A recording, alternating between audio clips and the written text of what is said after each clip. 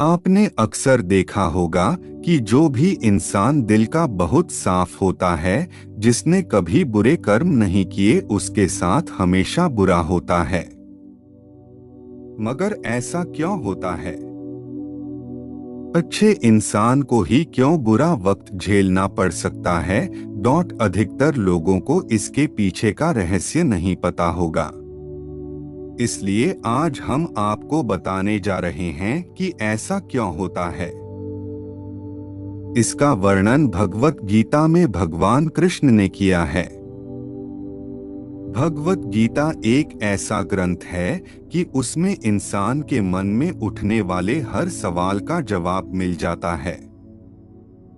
भगवत गीता में वर्णित कथा के अनुसार एक नगर में दो पुरुष रहते थे।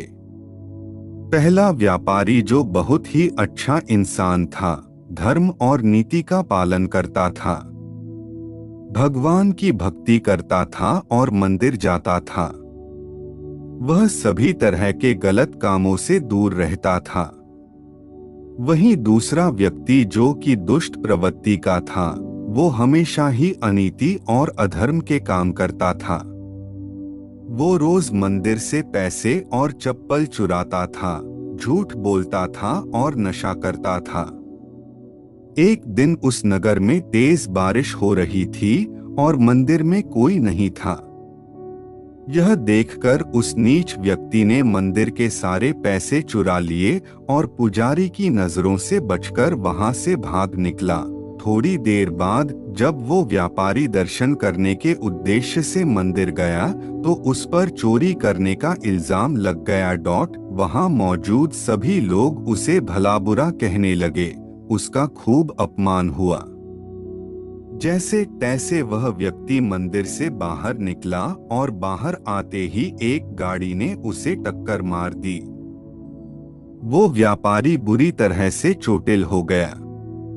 उसी वक्त उस दुष्ट को एक नोटों से भरी पोटली हाथ लगी।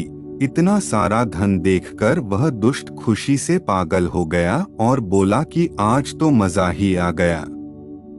पहले मंदिर से इतना धन मिला और फिर ये नोटों से भरी पोटली। दुष्ट की यह बात सुनकर वह व्यापारी दंग रह गया। उसने घर जाते ही घर में मौजूद भगवान की सारी तस्वीरें निकाल दी और भगवान से नाराज होकर जीवन बिताने लगा। सालों बाद जब उन दोनों की मृत्यु हो गई और दोनों यमराज के सामने गए तो उस व्यापारी ने नाराज स्वर में यमराज से प्रश्न किया कि मैं तो सदैव ही अच्छे कर्म करता था, जिसके बदले मुझे अपमान और दर्द मिला, और इस अधर्म करने वाले दुष्ट को नोटों से भरी पोटली। आखिर क्यों?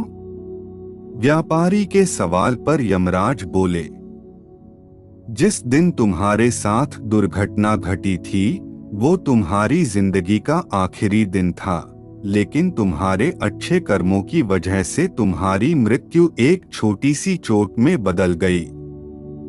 वही इस दुष्ट को जीवन में राजयोग मिलने की संभावनाएं थी, लेकिन इसके बुरे कर्मों के चलते वो राजयोग एक छोटे से धन की पोटली में बदल गया। इस कहानी को सुनाने के बाद श्री कृष्ण ने अर्जुन को समझाया कि भगवान हमें किस रूप में देते हैं, इसको समझ पाना बहुत ही मुश्किल है, परंतु यह सत्य है कि भगवान हमेशा अच्छे और बुरे कर्मों का फल जरूर देते हैं।